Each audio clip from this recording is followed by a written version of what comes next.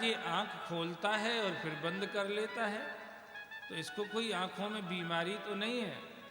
बोले बीमारी नहीं है, ये आंख खोल के उसको देखना चाहता जिसने गर्भ में रक्षा करी थी। और जब वो रक्षा करने वाला नहीं, रक्षक नहीं दिखता, सब भक्षक ही भक्षक दिखते हैं, तो भी ये बच्चा फिर से आंख बंद कर लेता है। इन भक्षकों को देख के क्या करेंगे हम? बंद कर, परीक्षा कर रहा है, इसलिए इसका एक नाम परीक्षित रख देते हैं। और युधिष्ठिर जी, ये तुम्हारा जो प्रपौत्र है ये इसी नाम से विख्यात होगा संसार में, परीक्षित नाम से विख्यात होगा। तो अपनी दान दक्षिणा लेके चले गए। युधिष्ठिर इत्यादि पांडव सभी बहुत खुश हैं परीक्षित का जन्म होने पर युधिष्ठिर जी को याद तो द्वारकाधीश की ही सताती रहती है। राजगद्दी पर बैठने पर भी कृष्ण की ही याद उनको आती रहती है।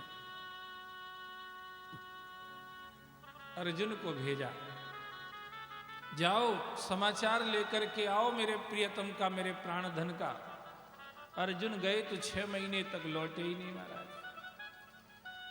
सोचा भीम को भेजूं, भीम को तैयार कर रहे थे, इतने में अर्जुन आए, पर देखा कि अर्जुन का मुंह कुछ उदास लटका हुआ है, उदास दिख रहा है। युधिष्ठिर जी कहने लगे, छोटे भैया तुम धर्म के वंश में पैदा हुए हो, फिर तुम्हारा मुंह लटक क्यों गया? धर्मात्मा आदमी, सब लोग जयराम जी की बोलो, धर्मात्मा आदमी का मुंह तभी उतरता है जब वो धर्म करने से चूक जाए। क्या तुम किसी भूखे को भोजन नहीं करा पाए? क्या तुम किसी प्यासे को पानी नहीं पिला पाए? क्या किसी दीनहीन असहाय की तुम सहायता नहीं कर पाए? क्या कोई अबला स्त्री तुम्हारे यहां से निराश होकर के चली गई? हमें लगता नहीं है कि ऐसा कुछ तुमसे हुआ होगा, पर तुम्हारा मुंह उतरा हुआ इसको देख करके मुझे ऐसा लगता है। जिन कृष्ण की कृपा से हमने दुनिया में असंभव को संभव कर दिया, लगता है वही प्रभु इस पृथ्वी को छोड़ करके चले गए। इतना कहना ही था कि अर्जुन फूट फूट करके रोने लगे। बड़े भैया तुमने सही पहचान लिया,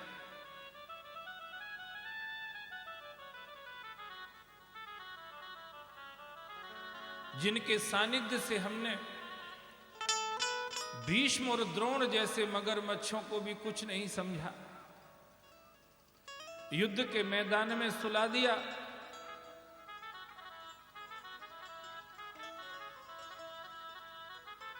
आज वही हमारे प्रभु छोड़ करके चले गए। एक एक बात उनकी याद आती है बड़े भैया, तो ये छाती फटने लग जाती है। हमने उनके साथ रहते हुए, खेलते हुए, खाते हुए, सोते हुए बहुत अपराध किए हैं, पर वो ऐसे महापुरुष थे कि वो अपने मित्र धर्म को निभाने के लिए ब्रह्मा शंकर जैसे देवता जिनकी चरण रज को अपने मस्तक पर रखने के लिए लालायित रहते हैं, वही भगवान हमारे छोटे मोटे सब अपराधों को सहन करते रहते थे और हमारे साथ खेलते रहते थे। कभी उन्होंने हमें अपने बड़प्पन का एहसास नहीं होने दिया कि नर के साथ नारायण रह रहा है। अपन अगर 2 आदमी हो, एक छोटा एक बड़ा, तो छोटे को बड़ा टेंशन रहता है कि बड़े के सामने कुछ गलती ना हो जाए। ये बड़े नहीं है, इतने बड़े हैं कि इनसे बड़ा ही कोई नहीं है। वो स्वयं कह रहे हैं, मत्तः परतरम नान्यद किंचित धनंजय मयि सर्वम इदम प्रोक्तम सूत्रे मणिगणा। ये इतने बड़े हैं कि इनसे बड़ा ही कोई नहीं है। पर फिर भी मेरे सब अपराधों को सहन करते रहे। आज उनकी एक एक लीला मुझे याद आती है। मुझे अहंकार था कि हम में बहुत ताकत है, पर आज रास्ते में हमारी ताकत की पोल खुल गई। धन बड़ो ना बल बड़ो, समय बड़ो बलवान, और भीलन लूटी गोप का वही अर्जुन बेईमान। आज हमारी शक्ति की पोल खुल गई। अब मुझे साफ दिखाई देने लगा है, जो कुछ भी मेरे द्वारा हुआ वो मेरे बल से नहीं, वो कृष्ण के बल से हुआ है, भगवान की शक्ति से हुआ है। ये मुझे अब समझ में आने लगा है। बड़े भैया कन्हैया हमें छोड़ करके चले गए हैं। युधिष्ठिर जी ने जैसे ही सुना, ये संसार उनको सूना लगने लग गया। चारों भाइयों से पूछा, तुम्हारी कोई इच्छा हो तो तुमको तिलक कर दें, इस गद्दी पे बिठा देते हैं। चारों ने हाथ जोड़ के कहा, बड़े भैया आपके पद से अच्छा हमें कोई राजपद दिखता नहीं है। हमने पूरी जिंदगी आपका अनुसरण किया है और आपके आशीर्वाद से ही आज हम यहाँ हैं। अब इन पदों, इन चरणों को छोड़ करके इस पद को लेकर के हम क्या करेंगे। तब युधिष्ठिर जी ने परीक्षित को राज तिलक किया और स्वर्ग का रास्ता पकड़ लिया। चारों भाई भी पीछे पीछे गए। द्रौपदी, कुंती ने तो वहीं जैसे ही सुना कि कृष्ण स्वधाम चले गए हैं, कुंती ने उसी समय भगवान का चिंतन करते करते अपने शरीर का त्याग कर दिया। यम यम वापी स्मरण भावम तजन्ते कलेवरम तम तमे वेति कौन्ते सदा तद्भाव भाविता।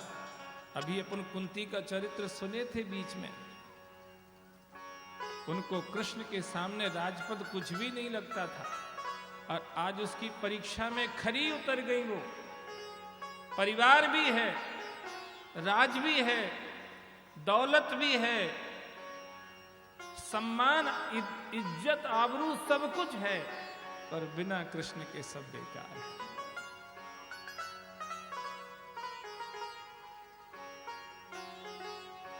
पांडव स्वर्ग में गए।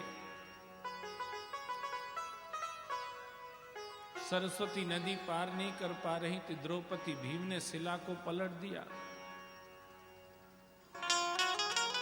निकल करके गए, पर जैसे ही स्वर्ग के दरवाजे पर पहुंचे तो देखते क्या युधिष्ठिर जी अकेले हैं। भाई तो सब रास्ते में ही उनके शरीर गिर गए थे।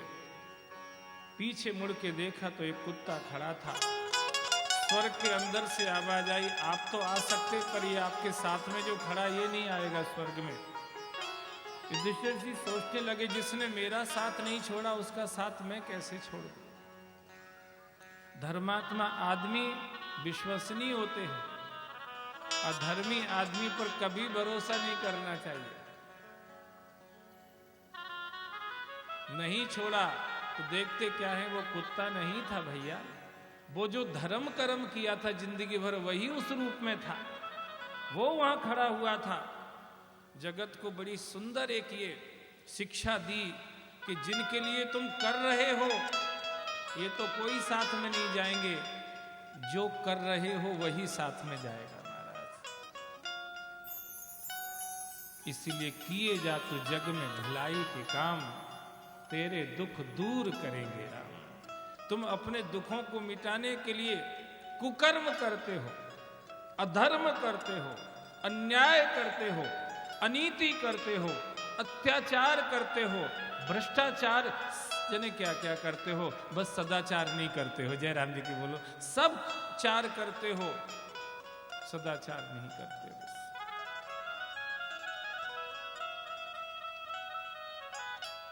बोले तुम आओगे तो सही स्वर्ग में, पर तुम्हें नरक की तरफ से घूम के आना पड़ेगा। क्यों, हमने कोई अधर्म किया है क्या? बोले ज्यादा तो नहीं, थोड़ा सा ही किया है। क्या किया है? बोले तुमने भगवान की वाणी पर शंका करी थी। महाभारत के युद्ध में भगवान ने कहा था तुमसे कि बड़े भैया द्रोणाचार्य को जीतना मुश्किल है, तुम कह दो इनके सामने अश्वत्थामा हता, तुमने कहा हम झूठ नहीं बोलेंगे। भगवान ने तुमको समझाया कि बड़े भैया झूठ क्या है, सत्य क्या है, मेरे अलावा कोई नहीं जानता है। नीति प्रीति परमारथ स्वार्थ को न राम समझान यथारथ। हम लोग तो कंफ्यूज बने रहते हैं, अनीति को नीत समझ लेते हैं, स्वार्थ को परमारथ मान बैठे हैं, दगाबाजी को दोस्ती मानते हैं। कोई नहीं जानता ईश्वर के अलावा। इसलिए देखो, धर्म की कोई रिजिड लाइन नहीं है भैया कि धर्म यही है, सही होगा। धर्म परिस्थितियों के अनुसार बदलता भी है। जैसे सत्य बोलना धर्म है, पर अगर गाय माता आपके सामने से जा रही हैं और पीछे से कोई आ रहा है दुष्ट, गाय को काटने वाला, और वो तुमसे पूछता है कि तुमने गाय को देखा जाते हुए, तो साधारण दृष्टि से आप देखेंगे तो धर्म यही कहेगा कि हाँ, कहना चाहिए गाय इधर गई है, सत्य बोलना चाहिए। सांच बराबर तप नहीं और झूठ बराबर पाप, जाके हृदय सांच है ताके हृदय आप। साधारण दृष्टि से यही दिखेगा, पर गहराई में जाकर के आप देखेंगे तो समझ में ये आएगा कि गाय के प्राणों की रक्षा करने के लिए, गाय के प्राणों की रक्षा अगर अपने झूठ बोलने से हो रही है तो उस समय वो झूठ नहीं होगा, वही धर्म होगा महाराज। उस समय वही धर्म होगा।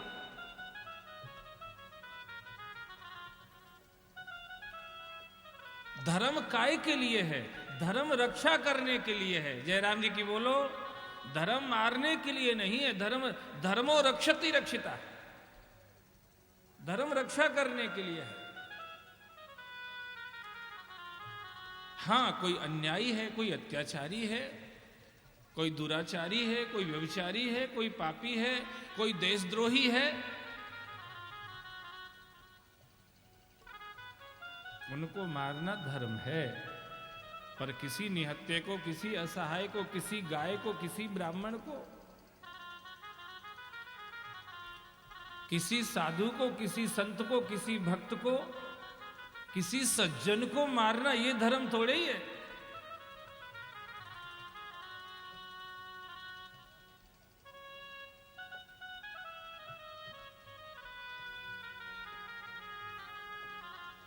इसलिए युधिष्ठिर जी को उनने नहीं कहा था अश्वत्थामा हता, उनने लंबी बात बोल दी थी, अश्वत्थामा हता नरोवा कुंजरोवा।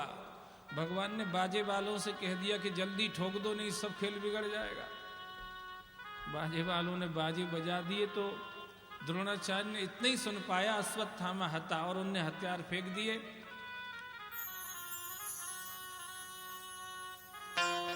ऐसे द्रोणाचार्य मरे महाराज। भगवान की वाणी पे शंका करने के कारण युधिष्ठिर जी को नरक की तरफ से जाना पड़ा। पर जैसे ये धर्मात्मा पुरुष नरक में पहुंचा तो नार की जीवों को सुकून मिला। सब हाथ जोड़ के कहने लगे, भैया अब तुम जाना मत, तुम्हारे कारण से हमें चैन मिल रहा है, आज हमारी कुटाई पिटाई सब बंद है। जयराम जी की बोलो, नहीं तो जितने गुटके खाए उतने डंडे खाना पड़ते थे। बोलो भागवत भगवान की।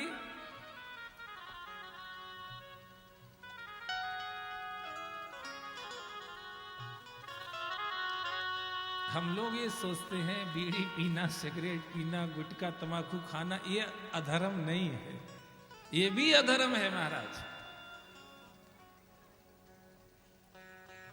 हम अपने मन से कोई धर्म बना लेंगे तो वो धर्म थोड़ी ही हो जाएगा। धर्म तो शास्त्रों ने जो बनाया वही धर्म रहेगा, और उसी पे चलने से ही तुम धर्मात्मा बन पाओगे। अपने मन का कुछ बना के बैठ गए, उससे धर्मात्मा नहीं हो जाओगे। आगे कथा है, परीक्षित से जब कलयुग ने कहा कि हमें रहने की जगह दे दो, तब परीक्षित ने कह दिया कि धूतम पानम स्त्री सूनम यत्र अधर्म चतुर्विदम। पत्ते खेलना, जुआ खेलना, ये नशा वाली चीजों को पीना, पर स्त्री पर गलत दृष्टि रखना और जीवों की हिंसा करना, ये सब अधर्म माने गए महाराज।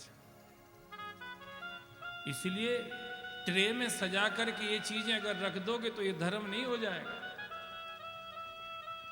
मेहमान आए, ट्रे में रखो, गुटखा, तंबाकू, बीड़ी, सिगरेट की जगह पान रख दो, लौंग रख दो, इलायची रख दो, सौंफ रख दो, ये इतनी सारी चीजें हैं, इनको रख दो महाराज। कि जरूरी वही रखो, और वे गुस्सा भी हो जाएंगे तो क्या, वो तो गुस्सा नहीं होगा ना, तो तुम्हें इनका गुस्सा दिखता, उसका नहीं दिखता। तुम इनको प्रसन्न करना चाहते हो, उसको कब करोगे भाई? ये जीवन तो उसको प्रसन्न करने के लिए मिला, इनके लिए थोड़ी ही मिला है। ये होंगे भी नहीं कभी। इस संसार कभी किसी से राजी नहीं हुआ महाराज। इसने जब भी करी शिकायत करी है एक दूसरे की बस। इस संसार को हम कभी प्रसन्न नहीं कर सकते, कभी संतुष्ट नहीं कर सकते। पर भगवान कहते हैं स्वल्पम अप्यस्य च धर्मस्य त्रायते महतो भयात्। हमारी थोड़ी सी भी अगर तुम मान लोगे तो हम प्रसन्न हो जाएंगे। भगवान कहते हैं हमारी थोड़ी सी मान लोगे हम प्रसन्न हो जाएंगे। जगत को प्रसन्न नहीं करना, ये प्रसन्न होंगे नहीं, जिंदगी बर्बाद हो जाएगी अपनी। प्रसन्न करना है तो जगदीश को करो, ईश्वर को करो। वो प्रसन्न हो गया, तुम्हारा सब सद जाएगा। एक ही साधे सब सधे, और सब साधे सब जाए। रही मन मूल है सींच वो, फूले फले अघाए। बोलो भागवत भगवान की जय। युधिष्ठिर जी महाराज नरक के वहां से फिर स्वर्ग चले गए सबको लेकर के। आज यहीं पर कथा का विश्राम रहेगा। कल फिर हम 12 बजे इकट्ठे होंगे। अब आरती होगी, प्रसाद लेके फिर सब लोग जाएंगे। कथा का समय 12 से 4 का है, सब लोग ध्यान रखें।